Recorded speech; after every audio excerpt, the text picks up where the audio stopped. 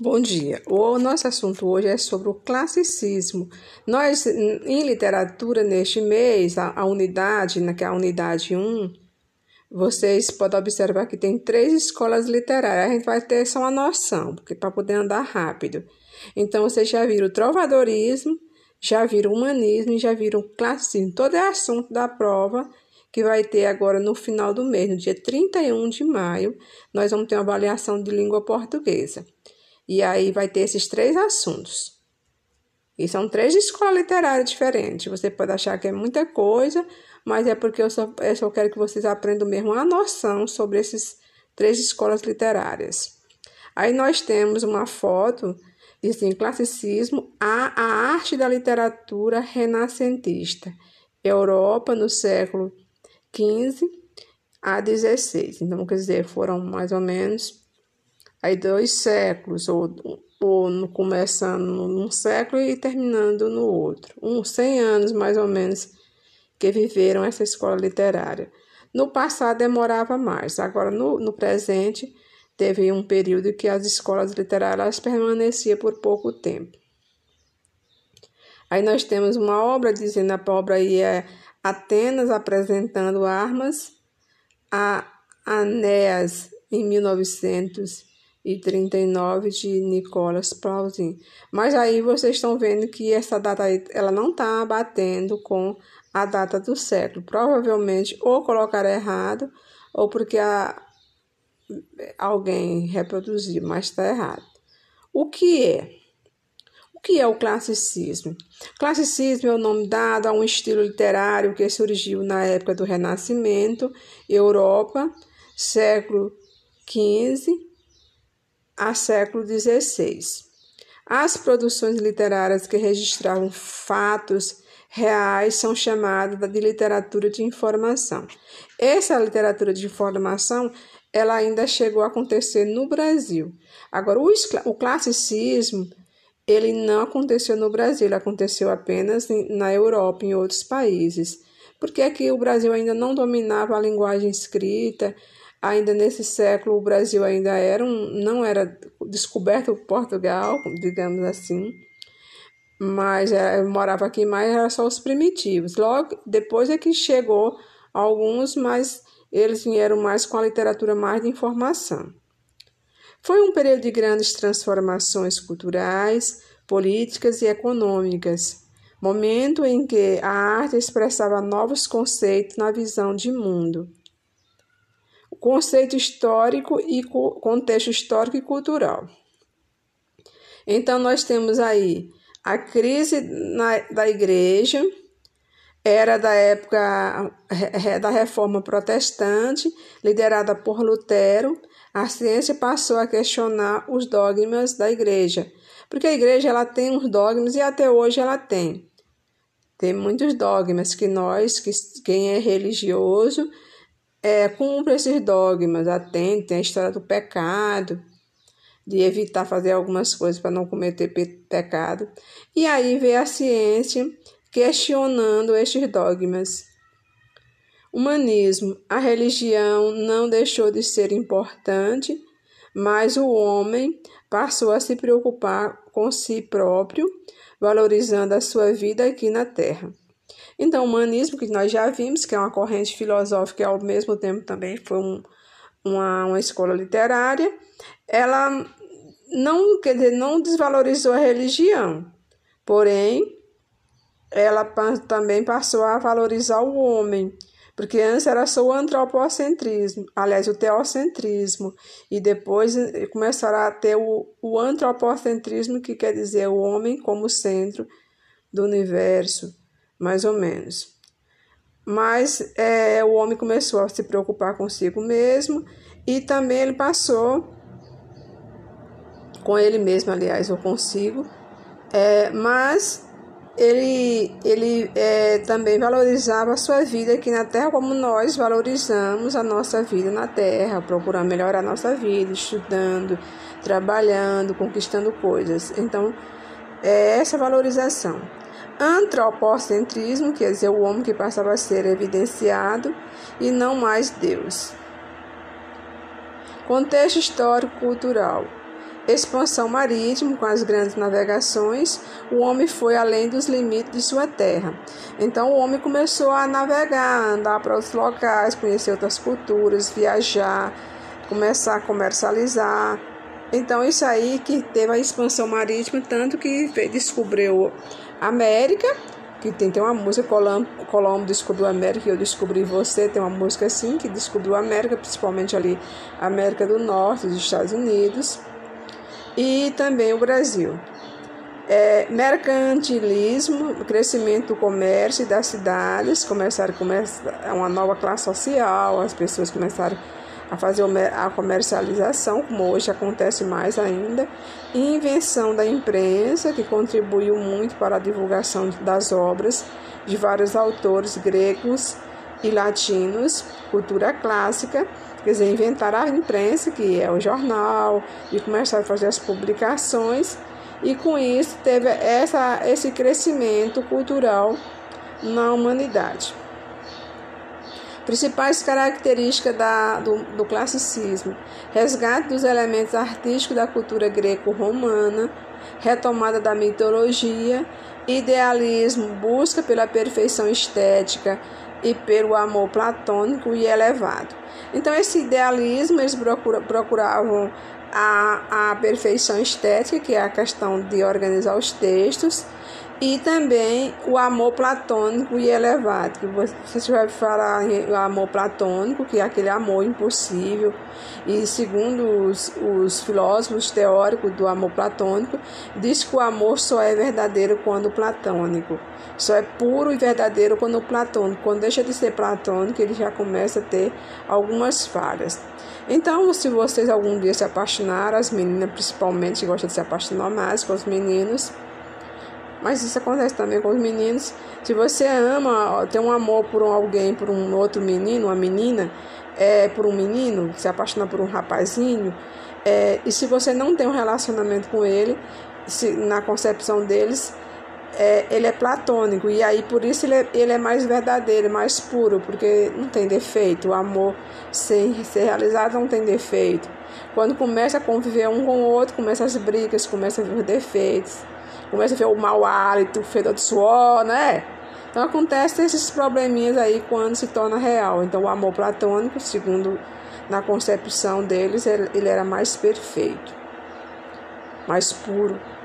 Idealismo, os assuntos pessoais ficaram de lado e as preocupações universais passaram a ser privilegiadas.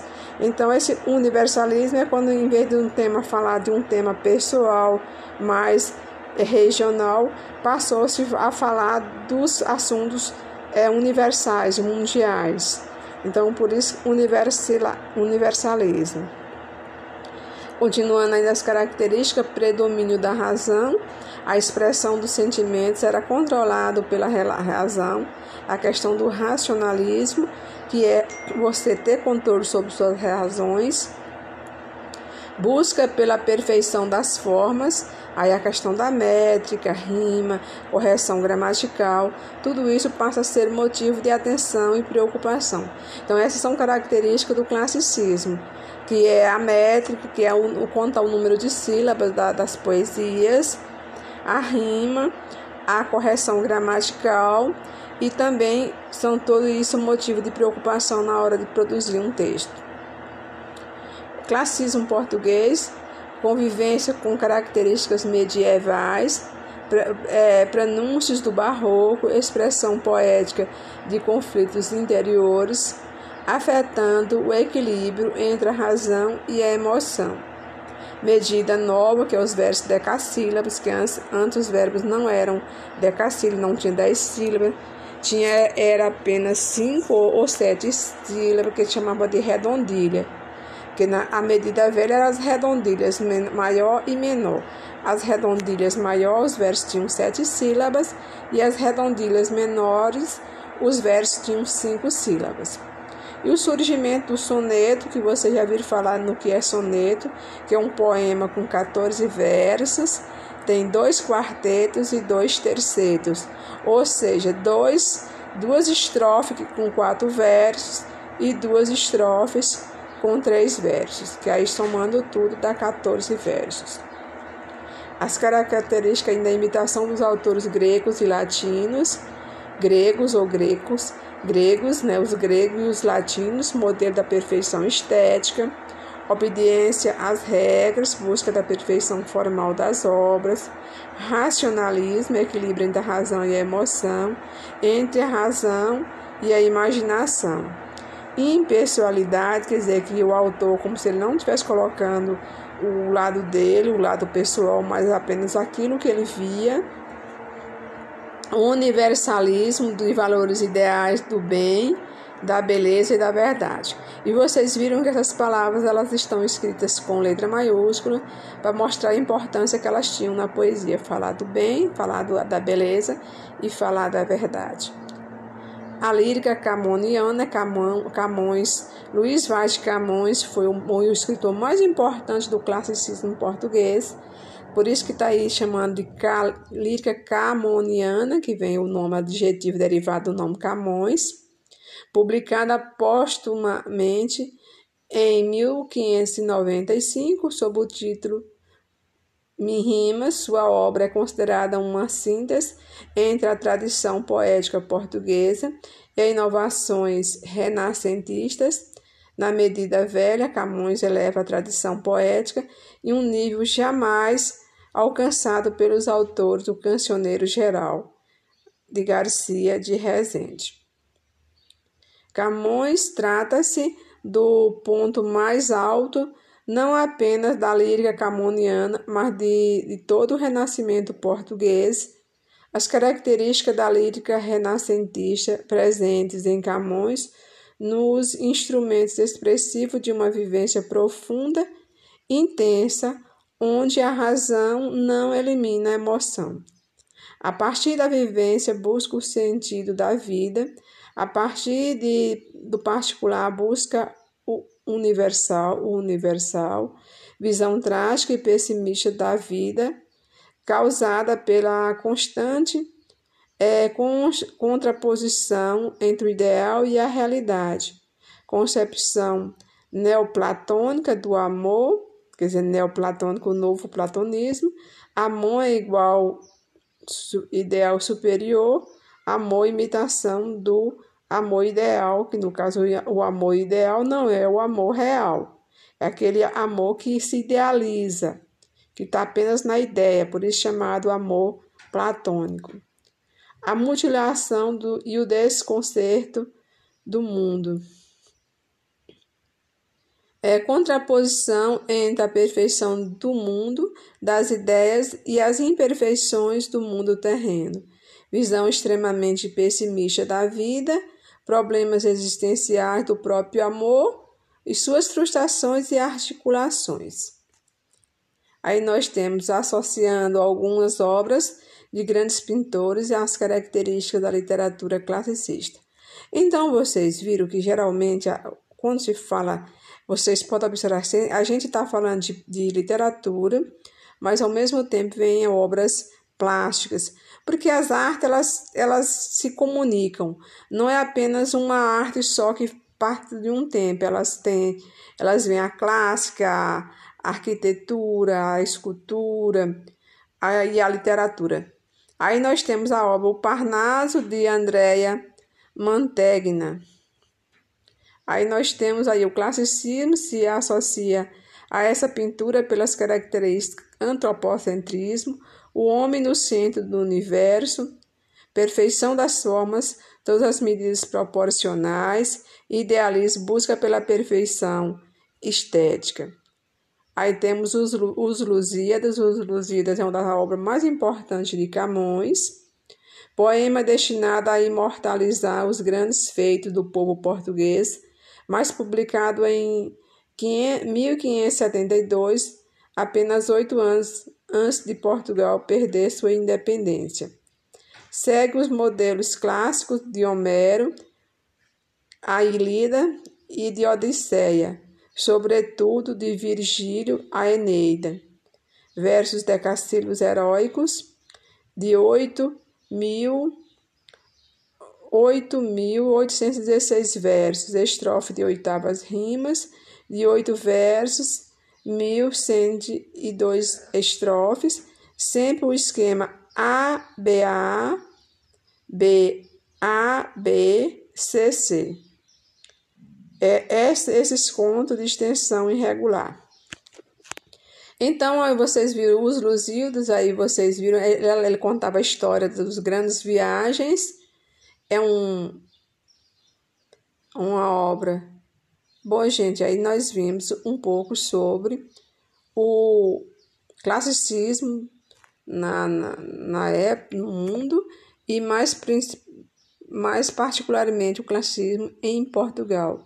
Porque quando a gente estuda literatura, nós vamos estudar a literatura brasileira e a literatura portuguesa. Até o momento, nós estudamos apenas a literatura portuguesa, porque a literatura brasileira ainda não acontecia no mundo. Era um período que o Brasil ainda não era colonizado. Por isso, nós não falamos ainda de literatura brasileira. Bom, gente, nós estamos terminando por aqui. Tenham todos um bom dia.